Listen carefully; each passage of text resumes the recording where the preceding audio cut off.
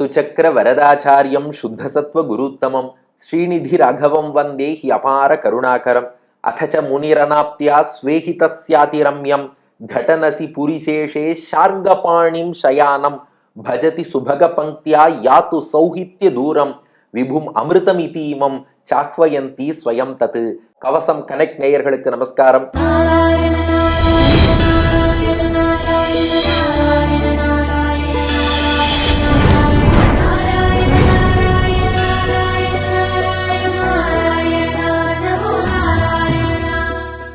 நம்மாழ்வார் அருளிய திருவாய்மொழியில ரொம்ப ரொம்ப முக்கியமான பதிகம் ஆறாவமுதைன்னு தொடங்கக்கூடிய 5ஆம் பத்து 8ஆம் திருவாய்மொழி பதிகத்தை அனுபவிக்க போகிறோம். எங்க ஊர் பெருமாள் திருக்குடந்தை சார்கபாணி ஆறாவமுதாழ்வான் விஷயமாக நம்மாழ்வார் பாடிய 10 பாசுரங்கள். ஏம்பா உங்க ஊர் பெருமாள்னா சிறப்பான பதிகம்னு சொல்வாயா என்று நீங்கள் கேட்கலாம். எங்க ஊருங்கிறதுனால மட்டும் சொல்லல, வாஸ்தவத்துல இந்த 10 பாசுரங்களாலதான் மற்ற எல்லா திவ்ய தேசத்து பெருமாளுக்கான எல்லா பாசுரங்களுமே மீட்கப்பட்டன. இந்த 10 பாசுரம் மட்டும் நிலைத்து நிற்கலைன்னா வேற திவ்ய தேசங்களே இன்னைக்கு கிடையாது. ஆம், ஏன்னா ஆழ்வார்கள் காலத்துக்கு அப்புறம் திவ்ய பிரபந்தங்கள் பாசுரங்கள் அனைத்துமே வழக்குழிந்து போய்விட்டன. பின்னாடி நாதமுனிகள் என்ற மகான் தான் அவற்றையெல்லாம் மீட்டார். எப்படி மீட்டார்னா, ஆறாவமுதைன்னு தொடங்கக்கூடிய இந்த பதிகம், இந்த 10 பாசுரங்கள் மட்டும் நிலைத்து நின்றன அமுதனுடைய அனுகிரகம். இந்த 10 பாசுரங்களை கேட்டதும் தான் இவ்வளவு இனிமையா இருக்கே, மொத்த பாசுரங்களையும் மீட்க வேண்டும்னு உந்தப்பட்டு அப்புறம் நம்மாழ்வாருடைய அனுகிரகம் பெற்று நாதமுனிகள் திவ்ய பிரபந்தத்தை மீட்டுக் கொடுத்தாருன்னு வரலாறு பார்க்கிறோம். அதனாலதான் இன்றும் திருக்குடந்தையில ஆறாவமுதாழ்வானுக்கு அர்ச்சனை பண்ணும்போது அர்ச்சக சுவாமிகள் அந்த நாமாவளியிலேயே ஒரு திருநாமம் சொல்லுவா, திராவிட ஸ்ருதி தர்ஷகாய நமஹா, தமிழ் வேதத்தை மீட்டு கொடுத்த பெருமாளுக்கு நமஸ்காரம். ஏன்னா இவருடைய இந்த 10 பாசுரங்கள் தான் அருளி செயலையே மீட்டு கொடுத்தன. அப்போ இது சிறப்பான பதிகம் இல்லையா? தினந்தோறும் திவ்ய பிரபந்தம்னு அனுபவிக்கிறோம்னா இந்த அனுபவத்துக்கே காரணமானது ஆறாவமுதைன்னு தொடங்கக்கூடிய இந்த 10 பாசுரங்கள், இந்த பதிகம். அனுபவிக்க தயாராயிட்டேளா? இப்ப காட்சி என்னன்னா, நம்மாழ்வார் ஆழ்வார் திருநகரி தாமிரபரணி நதிக்கரை புளியமரத்தடியில உட்கார்ந்திருக்கார். விரைந்து முக்தி அடைய வேண்டும்னு ஆசைப்படுறார். அதுக்கு என்ன பண்ணலான்னு பார்த்தார். 5ஆம் பத்து 7ஆம் திருவாய்மொழி பதிகம், அதாவது இதற்கு முந்தைய பதிகத்துல நாங்குநேரின்னு சொல்றோம் இல்லையா, அந்த வானமாமலைங்கிற திவ்ய தேசத்துல கோவில் கொண்டு இருக்கும் தெய்வநாயக பெருமாள்கிட்ட வேறற்ற மரம் போல் விழுந்து சரணாகதி பண்ணார் நம்மாழ்வார். எனக்கு உடனே முக்தி கொடு, உடனே முக்தி கொடுன்னு கதறினார். ஆனா வானமாமலை பெருமாள் ஏதோ ஒரு காரணத்தால பதிலே பேசாம இருந்துட்டார். நம்மாழ்வார் உடனே பதறிட்டார். என்னடா இது, சரணாகதி பண்ணோம், ஆனாலும் வானமாமலை பெருமாள் பதிலே சொல்லாம இருக்காரே, அவர் ஏன் பதில் சொல்லலைங்கிறது உங்களுக்கு தெரியும். முன்பே சொன்னேன் அல்லவா, இவர் 1000 பாசுரம் திருவாய்மொழி பாடி பூர்த்தி பண்ணி நம்ம எல்லாரையும் முதல்ல நம்மாழ்வார் திருத்தணும். நம்மள அவர் திருத்தி அசைன்மெண்ட்டை முடிச்சாதான் பெருமாள் மோட்சம் கொடுப்பார். ஆனா இவருக்கோ விரைந்து பகவான் அடையணும் துடிப்பு, பக்தி பரவசத்துல அசைன்மெண்ட் என்ன அதெல்லாம் புரிஞ்சுக்கிற நிலைமையில இப்போ நம்மாழ்வார் இல்லை. நாம வேணா குதர்க்கமா கேள்வி கேட்கலாம், அந்த நிலைமையில நம்மாழ்வார் இல்லை. உடனே மோட்சம் கொடுன்னு வேறற்ற மரம் போல் விழுந்தார். ஆனா பெருமாள்கிட்ட பதில் இல்லை. நம்மாழ்வார் யோசிச்சாராம், அது எப்படி சரணாகதி பண்ணவன அனுகிரகிக்காம பெருமாள் இருப்பாரா? ஏன் இப்படி பண்றார்? மோட்சம் தானே கேட்டேன், கைங்கரியம் தானே கேட்டேன், வைகுண்டம் ஏன் கொடுக்க மாட்டேங்கிறார்? யோசிச்சார் நம்மாழ்வார். ஒரு விஷயம் நம்மாழ்வாருக்கு தோன்றியதான். என்னன்னா, சில விஷயங்களை சில இடத்துலதான் பெருமாள் பண்ணுவார் அப்படின்னு ஒரு வரையறை வச்சிருக்கார். இன்னைக்கும் ஸ்ரீரங்கத்துல விபீஷணன் தினந்தோறும் இரவு வந்து ரங்கநாதனுக்கு பூஜை பண்ணிட்டு போறான்.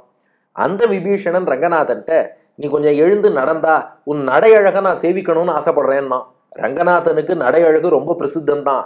ஆனா என்ன சொல்லிட்டார் விபீஷணா, உனக்கு நடையழக இங்க காட்ட மாட்டேன், இங்க நீ பூஜை செய்யணும், கிடந்த கோலத்தை சேவிச்சுக்கோ, பூஜை செஞ்சு சந்தோஷப்பட்டு திருவாராதனம் தான் பண்ணலாம். நடையழகுன்னா நீ திருக்கண்ணபுரம் திவ்ய தேசத்துக்கு வா, அங்க நடந்து காட்டுறேன்ட்டார். திருக்கண்ணபுரத்துல இருக்கவரும் அதே பெருமாள் தான், ஸ்ரீரங்கத்துல இருக்கிறவரும் அதே பெருமாள் தான். ஆனா என்ன சொல்லிட்டார், படுத்துக்கிற அழகை இங்க பாத்துக்கோ, நடை அழக நான் உனக்கு இங்க காட்ட மாட்டேன், திருக்கண்ணபுரத்துலதான் காட்டுவேன்ட்டார். அது போல நம்மாழ்வார் யோசிச்சார், ஓஹோ அப்போ சரணாகதியை இங்க பண்ணிடு, அனுகிரகத்தை வேறொரு இடத்துல பண்றேன்னு பெருமாள் சொல்றார் போல இருக்கு. அது எந்த இடமா இருக்கும்னு அப்படியே நம்மாழ்வார் சிந்தித்தார். திருக்குடந்தை ஆறாவமுதாழ்வான் அப்படியே மாதுரியமே வடிவெடுத்த இனிமையான அந்த பெருமாள், அமுதம் போல் இனிக்கும் பெருமாள் அப்படியே நம்மாழ்வார் திருவுள்ளத்தில் தெரிந்தாராம். ஓஹோ, அனுகிரகத்தை கும்பகோணத்துல பண்றேன்னு சொல்றியா, தோ வந்துட்டேன்னு புறப்பட்டார். நம்மாழ்வார் பிசிக்கலா தான் எங்கேயும் போறது இல்லையே, மானசீகம் தான். அவர் திருப்புலி ஆழ்வார் புளிய மரத்தடியில தான் எழுந்தருளி இருப்பார். கிடுகிடுன்னு மானசீகமாக புறப்பட்டார். நேரா திருக்குடந்தையை நோக்கி ஓடி வருகிறார். ஏன்னா இந்த பெருமாள் ரொம்ப சுவை மிக்கவரா, ரொம்ப இனிமையானவரா இருக்கார். தான் சுவையானவனாக இருப்பதோடு மட்டும் இல்லாமல் அந்த சுவையை நமக்கும் ஊட்டி சுவைமிக்க தன் கைங்கரியத்துல ஈடுபடுத்துறார். அதுதான் இந்த பதிகத்தின் மொத்த சாரம். பகவான் மதுரமானவர், சுவை மிக்கவர். அந்த சுவை என்னங்கிறத டேஸ்ட் நமக்கும் காட்டுறார். அந்த சுவையை காட்டி சுவையான கைங்கரியத்தில் அவன் தொண்டில் நம்மை ஈடுபடுத்துபவர் இந்த திருக்குடந்தை ஆறாவமுதாழ்வான். இதை புரிஞ்சுட்டார் நம்மாழ்வார். இவ்வளவு இனிமையா இருக்கிறவர் எங்கேயாவது ஏமாத்துவாரா? ஏமாத்திட்டா இவ்வளவு இனிமைக்கு மத்தியில கொஞ்சம் கசப்பும் பெருமாள்கிட்ட இருக்கு சொல்லிடுவோமா இல்லையா? அதனால இவ்வளவு இனிமையா இருக்கும் பெருமாள் என்னை ஏமாத்த மாட்டார்னு நம்மாழ்வார் மானசீகமாக திருக்குறுகூர் ஆழ்வார் திருநகரியிலேருந்து அப்படியே புறப்பட்டார். நேரா திருக்குடந்தை கும்பகோணத்துக்கு வந்துட்டார். இந்த பெருமாளுடைய இனிமையை சொல்லி, இவ்வளவு இனிமையான நீ இனிமையான கைங்கரியத்துல ஈடுபடுத்துன்னு சொல்லி இவன்கிட்ட சரணாகதி பண்ணுவோம், பலன் கொடுத்துருவார் என்று உறுதி கொண்டார் நம்மாழ்வார். நேரா சார்கபாணி பெருமாள் சன்னதிக்கு முன்னாடி, கும்பகோணம் சார்கபாணி கோவில்ல பெருமாளுடைய கருவறைக்கு எதிரே நேரே வந்து மானசீகமாக நின்று விட்டார். இப்ப நாம என்ன பண்றோம்? அப்படியே கிடுகிடுன்னு புறப்பட்டு கும்பகோணத்துக்கு வருகிறோம். நம்மாழ்வார் நம்மை வழிநடத்தி வருகிறார். கும்பகோணம் ரயில்வே ஸ்டேஷன்ல வந்து இறங்கிட்டோம். அப்படியே திருக்குடந்தை சார்கபாணி பெருமாள் சன்னதியை நோக்கி வருகிறோம். பொற்றாமரை குளத்திலே தீர்த்தமாடுகிறோம். பொற்றாமரை குளத்துல தீர்த்தமாடிட்டு திருமணிட்டு பாரம்பரிய ஆடைகள்லாம் அணிந்து கொண்டு பின்வாசல் வழியாக உள்ளே நுழைகிறோம். தூணிலா முற்றத்தில் உள்ள ஆண்டாள் சன்னதி, பெரியாழ்வார் சன்னதி சேவித்துக் கொள்கிறோம். அப்படியே முன்பக்கம் வாகன மண்டபத்துக்கு எதிரே வந்தால் துவஜஸ்தம்பம் விழுந்து சேவிச்சுக்கிறோம். அதுக்கப்புறம் ஆழ்வார் ஆச்சாரியர்கள் சன்னதி, அவர்களை எல்லாம் சேவித்துக் கொள்கிறோம். திருவிழுக்கூற்றிருக்கை சித்திரம் சுவரிலே வரையப்பட்டு இருக்கும், அதை சேவித்துக் கொள்கிறோம். அதுக்கப்புறம் நேரா பகவானுடைய சன்னதி நோக்கி போனா தாயாருடைய துவஜஸ்தம்பம் மடப்பள்ளிக்கு எதிரே இருக்கும், அங்கே விழுந்து சேவிச்சுக்கிறோம். அதுக்கப்புறம் நேரா பெருமாள் சன்னதி நோக்கி போனால் தேர் வடிவிலான கர்ப்ப கிரகம், முன்னே துவாரபாலகர்கள், அவர்களை சேவித்துக் கொள்கிறோம். அதுக்கப்புறம் அப்படியே பிரதட்சிணமாக வந்தால் தாயார் சன்னதி, கோமளவல்லி தாயார் எழுந்தருளி இருக்கிறாள், தாயாரை சேவிச்சுக்கிறோம். அப்படியே தாயாரை வலம் வந்து அது உத்தராயணமோ தட்சிணாயனமோ அந்த காலத்தை பொறுத்து உத்தராயண வாசல் அல்லது தட்சிணாயன வாசல், அது வழியாக உள்ளே நுழைகிறோம். ஆதர்ஷ கருடன் பெருமாள் முன்னாடி இருக்கும் கருடனை சேவித்துக் கொள்கிறோம். 12 மண்டபம், துவாதசாட்சர மண்டபம், அந்த மண்டபத்தை கடந்து உள்ளே போகிறோம். நம்மாழ்வார் வழிகாட்டுறார். எதிரே பார்த்தால் ஆதிசேஷன் மீது சற்றே எழுந்த வண்ணம் உத்தான சயனம்னு சார்கபாணி பெருமாள் பள்ளி கொண்டிருக்கிறார். இப்ப நம்மாழ்வாரோடு நாமும் அப்படியே கருவறையை நோக்கி பெருமாள் கிட்ட வந்துட்டோம். அவ்வளவு இனிமையா இருக்கார் பெருமாள். நம்மாழ்வார் ஆழ்வார் திருநகரியிலேருந்து கும்பகோணம் நோக்கி வந்திருக்காருனா உள்ள படுத்துன்னு இருக்க பெருமாள் அப்படியே எழுந்து வந்து ஆழ்வீர் வாங்கோ வாங்கோ வாங்கோ உங்களுக்காகத்தான் காத்திருந்தேன்னு சொல்லி அப்படியே கண்ணார கட்டாட்சித்து வாயார 4 வார்த்தை பேசி ஆதிசேஷன்ல இருந்து இறங்கி வந்து நம்மாழ்வாரோடு உரையாடி உறவாடி நம்மாழ்வாரை ஆற தழுவிக்கொண்டு தன் இனிமையை எல்லாம் காட்டி அப்படி நம்மாழ்வார கைங்கரியத்துல ஈடுபடுத்த போறாருன்னு எதிர்பார்க்கிறார். நாமும் நம்மாழ்வார் பின்னாடியே போறோம், நமக்கும் அதெல்லாம் கிடைக்குங்கிற எதிர்பார்ப்போட போறோம். உள்ள போய் பார்த்தா பெருமாள் பாட்டுக்கு படுத்துன்னு இருக்கார். நம்மாழ்வார் பெருமாள் முன்னாடி நிக்கிறார். என்ன பகவானே வந்திருக்கேன், வாய திறந்து ஒரு வார்த்தை பேச மாட்டேங்கிற, கண் திறந்து கட்டாட்சிக்க மாட்டேங்கிற, ஐயோ எந்த பதிலுமே இல்லையே பகவான் தேர்ந்து, என்னாச்சோ, ஏன் இப்படி செய்கிறான், இவன் என்னை ஏமாத்த மாட்டானே, இவன் நிச்சயம் ரட்சிப்பான்னு நம்பி வந்தா எனக்கு எந்த பதிலுமே சொல்லவில்லையே என்று நம்மாழ்வார் அப்படியே உருகி போகிறார். உருகி போனவர் பகவான் திருவடியில சரணாகதி பண்றார். இன்னும் எத்தனை வாசல் கதவை நீ தட்ட வைக்க போகிறாய்? அங்க வானமாமலையில சரணாகதி பண்ணிட்டு அங்க ஒன்னும் உங்ககிட்ட இருந்து பதில் இல்ல, கும்பகோணத்துல பதில் சொல்லுவேன்னு நம்பி அந்த ஒரு வாசலை விட்டுட்டு உன் வாச கதவை வந்து நான் தட்டினேன். இங்க நீயும் பதில் சொல்லலைன்னா இன்னும் எத்தனை வாசல் கதவு நோக்கி என்னை செல்ல சொல்வதாக நீ நினைக்கிறாய்? அதை எனக்கு சொல்லிடு. ஏன்னா உன்னை விட்டால் எனக்கு புகழ் இல்லை. திருக்குடந்தை ஆறாவமுதாழ்வானே நீதான் ரட்சிக்க வேண்டும்னு கலங்கி விழறாராம். இந்த காட்சிய மணவாள மாமுனிகளால் தான் வர்ணிக்க முடியும். திருவாய்மொழி நூற்றந்தாதியில மணவாள மாமுனிகள் வர்ணிக்கிறார். ஆறாவமுதாழ்வார் ஆதரித்த பேறுகளை தாராமையாலே தளர்ந்து மிக தீராத ஆசையுடன் ஆற்றாமை பேசிய அலமன்தான் மாசரு சீர் மாரண்யம்மான். ஆறாவமுதாழ்வான் ஆகிய பெருமாள் நம்மாழ்வார் பல எதிர்பார்ப்போடு வந்தார். ஆனா ஆதரித்த பேறுகளை தாராமையாலே இவர் ஒண்ணுமே தராம பேசாம படுத்துட்டார். அதனால தளர்ந்து அப்படியே நம்மாழ்வார் தளர்ந்து கீழே விழுந்துட்டாராம். மிக தீராத ஆசையுடன் ஆற்றாமை பேசி அலமந்தான். ஆனா பெருமாள் மீது தீராத ஆசை. பெருமாள் கண்டுக்கலைன்னா கூட நம்மாழ்வாருடைய பக்தி குறையல. இந்த அமுதத்தை பார்த்து இன்னும் பக்தி பொங்கி வருது. பெருமாளோ ஆறாவமுதம் திகட்டாத அமுதம். அதனால ஆற்றாமை பேசி உன்னை விட்டால் எனக்கு வேறு புகழ் இல்லை, நீதான் காப்பாத்தணும்னு சரணாகதி பண்ணி அலமந்தான் மாசரு சீர் மாரண்யம்மான். அதனால மேற்கொண்டு அடுத்த 10 பாசுரங்கள்ல கதறி கதறி பெருமாள்கிட்ட சரணாகதி பண்ண போறார் Nammalvar. So total theme, Perumal ரொம்ப மதுரமானவர், இனிமையானவர். அவரே தன் இனிமையை காட்டி இனிய கைங்கரியத்துல ஈடுபடுத்திக்க போறார். ஆனா எங்கிட்ட ஏன் அந்த இனிமையை காட்டல, இனிமையை காட்டுன்னு பிரார்த்திக்க போறார். பகவான் எவ்வளவு இனியவன்கிறத 10 பாட்டுல 10 காரணங்களோடு சொல்ல போறார். முதல் பாட்டுல அவர் திருநாமமே ரொம்ப இனிமையா இருக்கு. திருக்குழந்தையில பெருமாளுக்கு ஆறாவமுதன்னு திருநாமம். ஸ்தல புராணத்துல சார்ங்கபாணி என்று இருந்தாலும் நம்மாழ்வார் ஆறாவமுதேன்னு அழைத்து விட்டார். அதிலிருந்து அபர்யாப்தாமிருத்தன் ஆறாவமுதாழ்வான் என்றுதான் பெருமாளுக்கு திருநாமம். அந்த ஆறாவமுதன் சொல்லும் போது திருநாமமே எவ்வளவு இனிமையா இருக்கு. அப்படிப்பட்ட இனிமையான நீ இனிமையான கைங்கரியத்தை அடியனுக்கு தர வேண்டும். இப்படி கசப்பா என்கிட்ட நடந்துக்க கூடாது. சீக்கிரமா இனிய கைங்கரியத்தை கொடு. உன் திருநாமமே எவ்வளவு இனிமை. அழைக்கிறார். முதல் பாசுரம் வாங்க சேவிப்போம். ஆறாவமுதே அடியேன் உடலம் நின்பால் அன்பாயே, நீராய் அலைந்து கரைய உருக்குகின்ற நெடுமாலே, சீரார் செந்நெல் கவரி வீசும் செழுநீர் திருக்குடந்தை, ஏறார் கோலம் திகழக் கிடந்தாய் கண்டேன் எம்மானே. ஆறாவமுதே அடியேன் உடலம் நின்பால் அன்பாயே, நீராய் அலைந்து கரைய உருக்குகின்ற நெடுமாலே, சீரார் செந்நெல் கவரி வீசும் செழுநீர் திருக்குடந்தை, ஏறார் கோலம் திகழக் கிடந்தாய் கண்டேன் எம்மானே.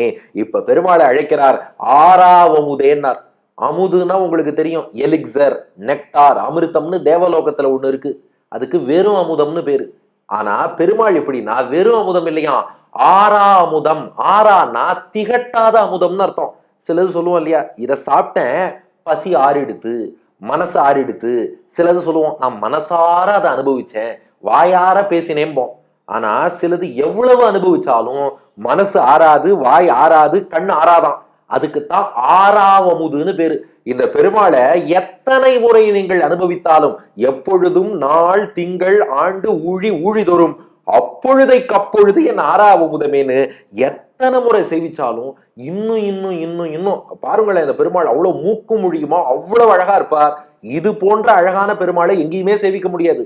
அதனாலதான் ஸ்ரீரங்கமே கதின்னு மண்டி கடந்த நம் ஆச்சாரியர்கள் கூட கோயிலிலே ஐஸ்வர்யம் பிரசித்தம், குடமூக்கிலே சௌந்தர்யம் பிரசித்தமேன்ட்டா.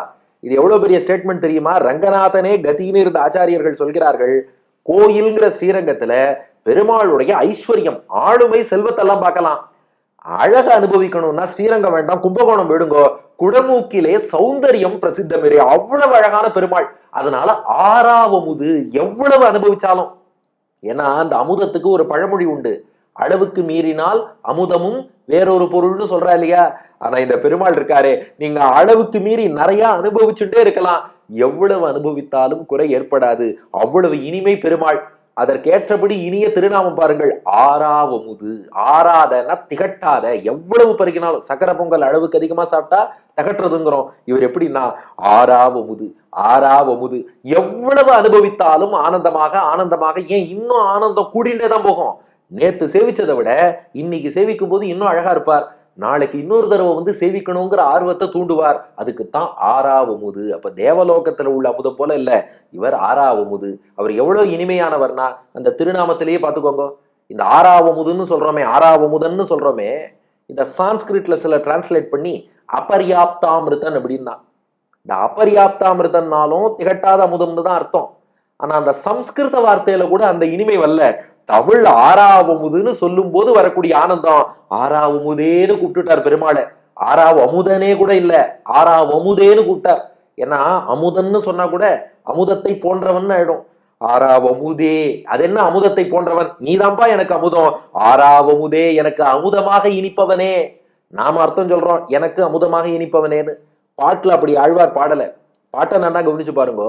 எனக்கு ஆறாவமுதே இல்ல, பக்தர்களுக்கு ஆறாவமுதே இல்ல, தேவர்களுக்கு ஆறாவமுதே இல்ல, நித்திய சூரிகளுக்கு ஆறாவமுதே இல்ல, பிராட்டிக்கு ஆறாவமுதே இல்ல, வெறும் ஆறாவமுதே. அப்ப வெறும் ஆறாவமுதேன்னு சொல்லிட்டா இத பெருமாள் யாருக்கு ஆறாவமுது அப்படின்னா, நம்பிள்ளை ஈடு வியாக்கியானத்துல சுவைபட விளக்குறார். இந்த பெருமாளை ஏன் பொதுவா ஆறாவமுதுன்னு நம்மாழ்வார் சொல்லிட்டார்னா, இவர் மத்தவாளுக்கு மட்டும் இல்ல, தனக்குத்தானே ஆறாவமுதமா இருக்காரு இந்த பெருமாள். ஏன்னா தன் அழகாகிய ஆறாவமுதத்துல அவரே மூழ்கிடுறாராம். பெருமாளுக்கே ஆசையா இருக்கான் தன் அழக அனுபவிக்கணும்னு. இதைத்தான் அப்படியே எக்ஸ்டெண்ட் பண்ணி அடியனுடைய பிராச்சாரியன் ஆசுகவி வில்லூர் சுவாமி அபர்யாப்தாமிருத விம்சதி என்ற துதியில ரசிக்கிறார்.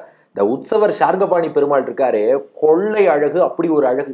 இவரோட பின்னழக அனுபவிக்கத்தான் இவரே மூலமூர்த்தி சார்கபாணியாக ஆதிசேஷன் மேல படுத்துட்டாராம். சேஷேஷயான ஸ்தவபிருஷ்ட பாகே துவமேவ பூயஸ்தனுரம்ய பாவம் ஆலோகித்தும் சாதரமீஷ தேவம் உத்தான பாவம் தனுஷே முகேன. பின்னாடி பெரிய பெருமாளா ஆதிசேஷன் மீது மூலவராக படுத்துட்டு உற்சவருடைய ஆறாவமுதமான பின்னழக பெருமாள் அப்படியே கண்ணார ரசிச்சுட்டே வந்தாராம். ரசிச்ச மூலவருக்கு உற்சவரோட முன்னழகையும் எட்டி பார்த்து ரசிக்கணும்னு ஆசையா இருந்துதான். எட்டி பார்க்க என்ன வழின்னு பார்த்தார். சரியா திருமழிசை பிரான் வந்து கிடந்தவாறு எழுந்திருந்து பேசுவாழி கேசனேன்னார்.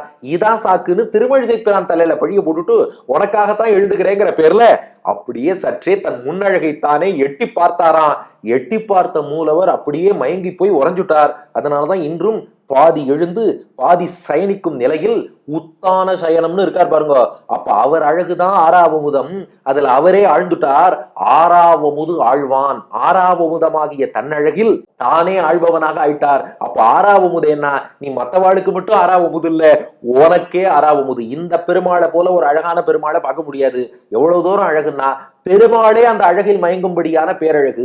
எப்படி அயோத்தியில ராமபிரானே ரங்கநாதனை பூஜித்தான் என்று பார்க்கிறோம் அல்லவா, பெருமாளே பூஜித்த பெருமாள். அது போல திருக்குழந்தை சார்கபாணிக்கு என்ன சிறப்புன்னா பெருமாளே மயங்கும் அழகன், மற்றவர்களை எல்லாம் மயக்கும் அழகன் மத்த பெருமாள். அதாவது மற்ற திவ்ய தேசத்து பெருமாளும் அழகுதான், அழகுல குறையில்லை, மற்றவாளெல்லாம் மயக்குவா. அமுதன் எப்படின்னா மத்த திவ்ய தேசத்து பெருமாளையே மயக்கிடுவாராம். ஆறாவமுதே, அப்படிப்பட்ட ஆறாத அமுதமே, திகட்டாத அமுதமே, அடியேன் உடலம் நின்பால் அன்பாயே, அடியனுடைய உடம்புக்கு உன் மீது அன்பு வந்து விட்டதுன்னார். உடம்புக்கு எங்கேயாவது அன்பு வருமா?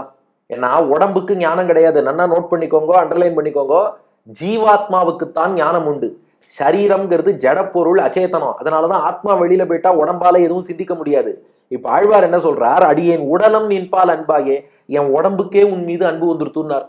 அப்படின்னா ஆத்மாவுக்கு எவ்வளவு பக்தி பொங்கி வந்திருக்கும்னு பாத்துக்கோங்க. அந்த வாசனை உடம்புக்கு ஒட்டி உடம்பே உன் மீது காதல் கொள்கிறது. பெருமாள் அவ்வளவு அழகுங்கிறது தாத்பரியம். ஆனா இங்க உடம்பு சொல்லும் போது என்ன சொன்னார், அடியேன் உடலம்னார். அடியேனுடைய உடம்பு. என்ன இங்க அடியேன்னு என்ன சொல்றாருன்னா, நம்மள ஈட்டு வியாக்கியானத்துல விளக்குறார். இந்த பெருமாளை பார்த்து நம்மாழ்வார் அடியேன்னு சொல்றதுல ஆச்சரியமே இல்லை. ஏன்னா சாமானிய மனிதன் கூட இந்த பெருமாளை சேவிச்சார்னா இந்த அழகுக்கு நான் அடிமைன்னு சொல்லிடுவான். பெருமாள்டேந்து மயர் வர மதிநலம் அருளை பெற்ற ஆழ்வார், சொரூபத்தை அறிந்த ஆழ்வார் இந்த அழகுக்கு தோற்று அடிமைன்னு சொல்ல மாட்டாரா? அதனாலதான் அடியேன், உனக்கே அடிமை, உனக்கே தாசன். அதனால சாதாரண மனிதன் கூட இந்த பெருமாளை சேவிச்சா இந்த அழகுக்கு அடிமைன்னு சொல்லிடுவான். அப்படிப்பட்ட ஆறாவமுதே அடியேன், இந்த ஆறாவமுதுக்கு அடிமையாக இருக்கிறேனே, இப்படிப்பட்ட அடியேனுடைய உடலம், உடலம்னா சரீரம்னு அர்த்தம். உடம்புக்கு ஞானம் கிடையாதுதான். ஆனா உன் அழகு எவ்வளவு பெருசுன்னா என் உள்ளத்தையும் ஆத்மாவையும் மட்டும் ஈர்க்கவில்லை, உடம்பையே கூட ஈர்த்துருத்து. அதனால இதுவரை உடம்பாக இருந்தது இப்போ அன்பாகவே மாறிவிட்டது. உடம்பு அன்பு கொள்ளலையா, உடம்பு அன்பாகவே மாறியது. அதுதான் அடியேன் உடலம் நின்பால். நின்பால்னா உன்னிடத்திலே அன்பு ஆயே. அன்பு ஆயேன்னா அன்பாகவே ஆகிவிட்டதுன்னு அர்த்தம். அன்பு கொண்டதுங்கிறதுக்கும் அன்பு ஆனதுங்கிறதுக்கும் வித்தியாசம் இருக்கு. இந்த உடம்பு இருக்கே, உன்னை சேவிச்ச மாத்திரத்துல ஆத்மாவுக்கு பக்தி காதெல்லாம் பொங்கி வந்ததுப்பா, அதை விட்டுடு. ஆனா ஞானமே இல்லாத உடம்புன்னு ஒண்ணு சொல்லிட்டு இருக்கோமே, அது இதுவரை உடம்பா இருந்தது. அமுதனை சேவிச்சதும் உடலம் நின்பால் அன்பாயே, உன் மீது உள்ள அன்பாக, வெறும் அன்பு இல்ல, நின்பால் அன்பாயே, உன் மீது கொண்ட அன்பாக அன்பே வடிவெடுத்ததாக மாறியது. அப்ப இதுவரை உடம்பா இருந்தது, இப்ப உன் மீதான அன்பாக மாறியது. அத்தோட நிற்கல, உடம்பு அன்பானது இப்ப அன்பு நீராக மாறுகிறது. அதுதான் ஆறாவமுதே அடியேன் உடலம் நின்பால் அன்பாயே நீராய் அலைந்துன்னு. தண்ணீர் இருக்கே ஒரு இடத்துல இருக்காது, சாலிட் திடப்பொருள்னா அப்படியே நிற்கும், லிக்விட் திரவ பொருள்னா அப்படியே நீராக பரவி ஓடும் இல்லையா. இப்ப நீராய் அலைந்து இந்த அன்பு என்னாச்சா, உடம்பு அப்படியே உருகி அந்த அன்பின் விளைவாக இப்போ நீராக பரவி ஓட தொடங்குகிறது, உடம்பு உருக தொடங்குகிறதுங்கிறார். மனசுருக பெருமாளை சேவிச்சான்னு கேள்விப்பட்டிருப்போம், அப்படித்தானே சொல்லுவா. அப்படியே பக்தி பாடல் கேட்டேன் மனமெல்லாம் உருகியது. ஆனா இங்க எப்படின்னா நீராய் அலைந்து, என் உடம்பே உருகி நீராக அப்படியே கரைந்து அப்படியே ஓடிக்கொண்டிருக்கிறது. நீராய் அலைந்து, அலைந்துன்னா அப்படியே எல்லா திசையிலும் பரவுவதுன்னு அர்த்தம். நாமும் எந்த டைரக்ஷன் தெரியாம சுத்தினா அலைஞ்சேன்னு சொல்லுவோம் இல்லையா. நீராய் அலைந்து அப்படியே உடம்பு ஓடுறது. அது மட்டும் இல்லையா, கரைய இப்ப 4வது நிலை சொல்றார். அப்ப முதல்ல உடம்பா இருந்தது, அப்புறம் நின்பால் அன்பாயே அன்பா மாறித்து, அதுக்கப்புறம் நீராய் அலைந்து தண்ணீரா மாறித்து. இப்ப என்ன ஆச்சான், கரைய அப்படியே கரைஞ்சு போயிடுதான். தண்ணீர் எப்போதும் என்ன பண்ணும், தான் கரையாது, மற்ற பொருளைத்தான் கரைக்கும். நீங்க தண்ணீர்ல உப்பு போட்டா தண்ணீர் உப்பை கரைக்கும். ஆனா இங்க ஆழ்வார் திருமேனி என்னாச்சான், இது தண்ணீரா மாறித்து, பெருமாள் அமுத வெள்ளமா இருக்கார். இந்த தண்ணீராக இருந்த ஆழ்வார் திருமேனி ஆறாவமுத ஆழ்வான்கிற அமுத வெள்ளத்துல இது போய் கரைஞ்சுடுத்து. இப்படி என்னை கரைத்து விட்டாயே பகவானே. அப்ப உடலாக இருந்து அன்பாக மாறி நீராக அலைந்து இப்போது உன்னிடத்திலே கரைந்து போனது. இப்படி என்னை உருக்குகின்ற, என்னை போட்டு உருக்கி விட்டாயே, தங்கத்தை உருக்குவது போல என் திருமேனியையே உருக்கி விட்டாயேன்னு பெருமாளை பார்த்து சொல்றாராம். அப்போ ஆறாவமுதமாக இனிப்பவனே, அடியேன் உன் அழகுக்கு தோற்ற அடியேனுடைய உடலம் சரீரமானது முதல்ல நின்பால் அன்பாயே அன்பு வடிவெடுத்ததா மாறியது, அப்புறம் நீராய் அலைந்து தண்ணீரா பரவி ஓடித்து, அப்புறம் கரைய மொத்தமா உன் அழகுல கரைஞ்சே போச்சு.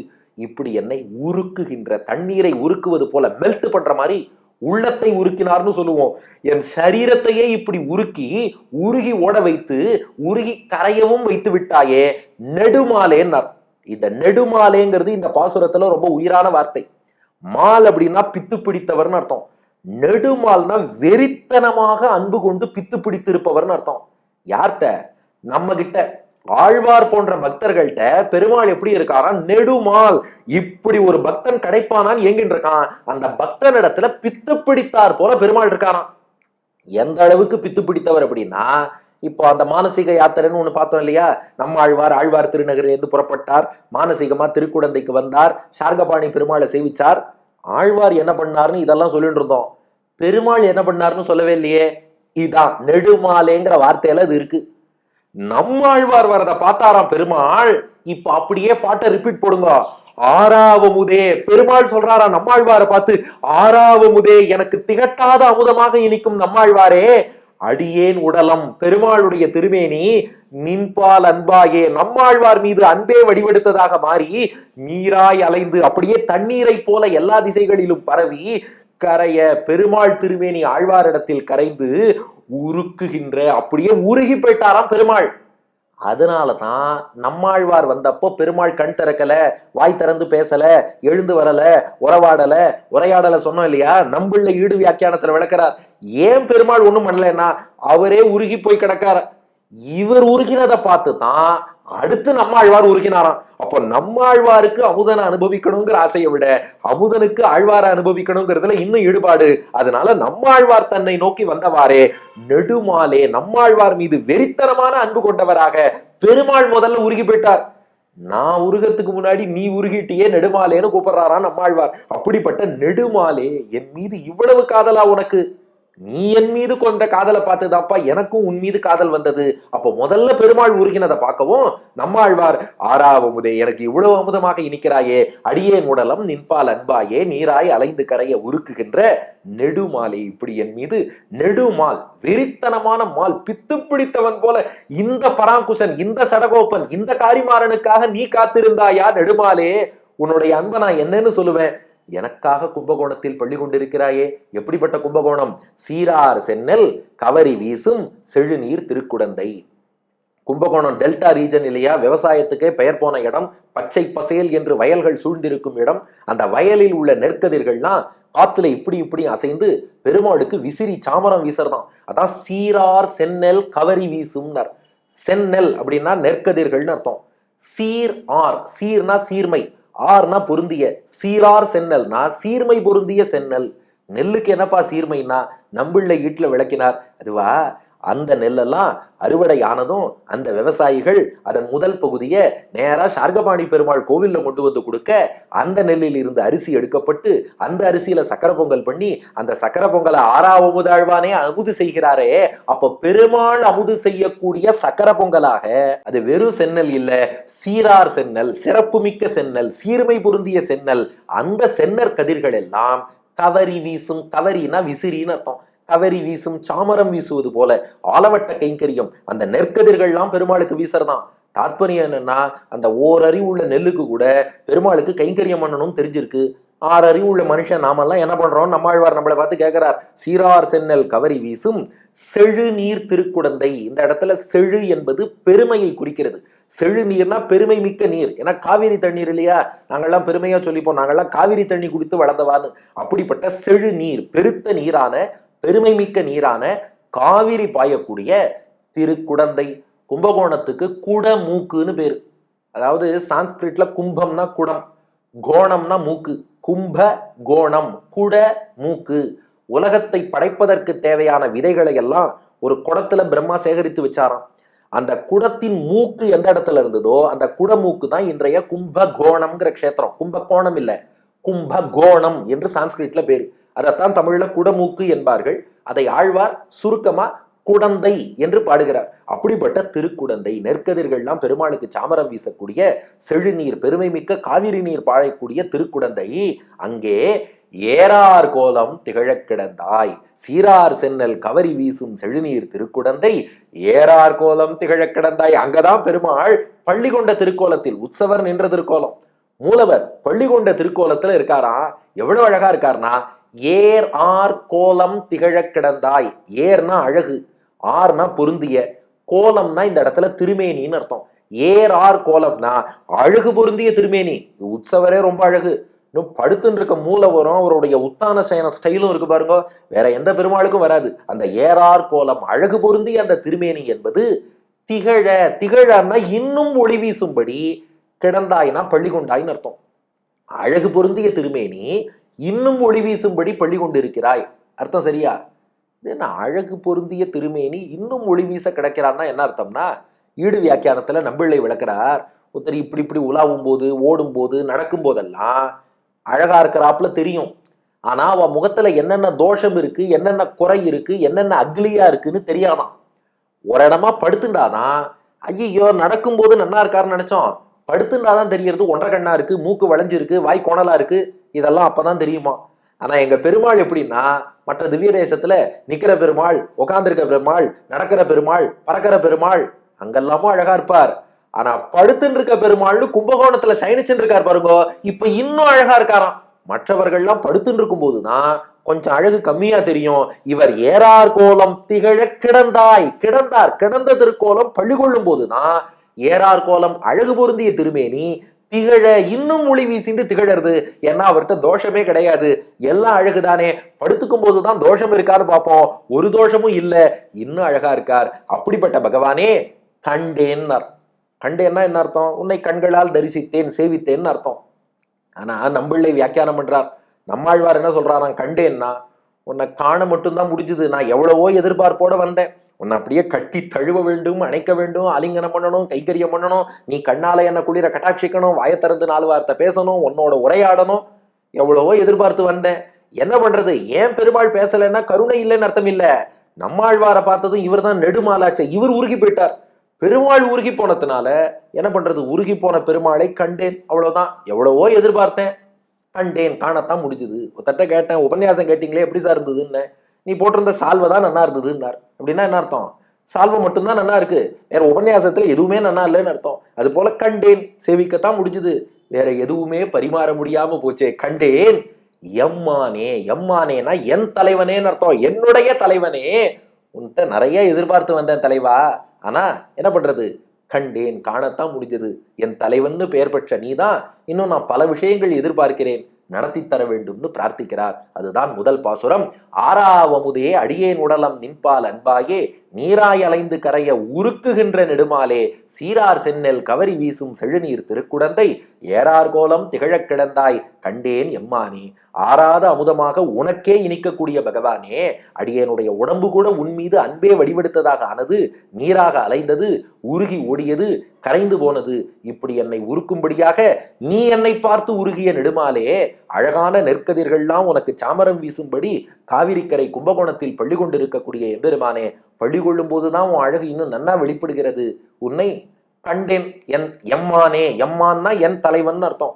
எம்மானே என் தலைவனே, நிறைய எதிர்பார்த்து வந்தேன், கண்டேன், அவ்வளவுதான் ஆச்சு, மேற்கொண்டு என் காரியத்தை நிறைவேற்றி கொடுன்னு பிரார்த்திக்கிறார். மகாவித்வான் வில்லூர் நடாதூர் வெங்கடசேஷாரிய மகாதேசிகன் அருளிய சம்ஸ்கிருத வடிவம்.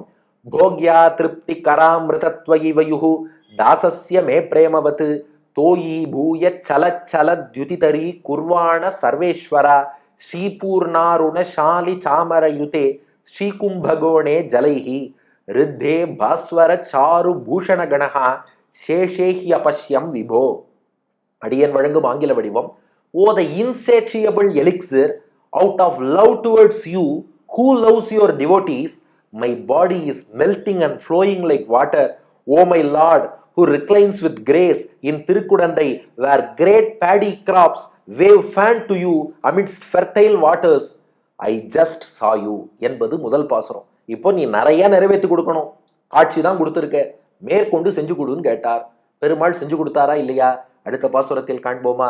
நம்மாழ்வார் திருவடிகளே சரணம், எம்பெருமானார் திருவடிகளே சரணம். ஆராவமுதே அடியே நுடலம் நின்பால்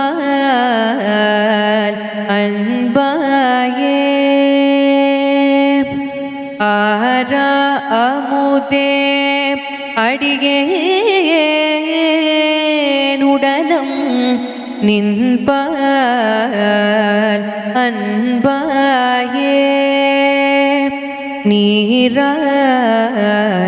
நீராயலைது கரைய உருக்குகின்ற நெடுமாலே சீரார் சென்னல் கவரி வீசும் செழுநீர் திருக்குடந்தை. சீரார் சென்னல் கவரி வீசும் செழுநீர் திருக்குடந்தை. நேரார் கோலம் திகழ கிடந்தாய் கண்டே எம்மானே. ஏறார் கோலம் திகழ கிடந்தாய் கண்டே எம்மானே.